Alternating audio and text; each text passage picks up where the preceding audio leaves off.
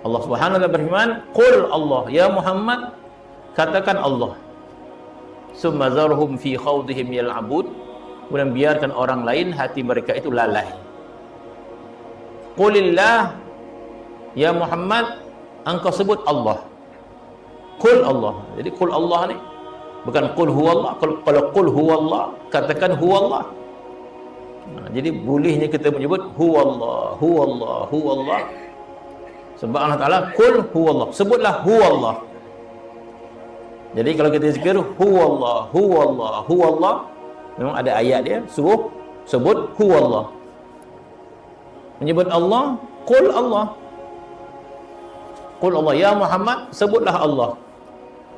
Kemudian biarkan orang lain hati mereka lalai. Hati engkau ya Muhammad sebut kalimah Allah, Allah, Allah. Maka bagi ulama yang mengharuskan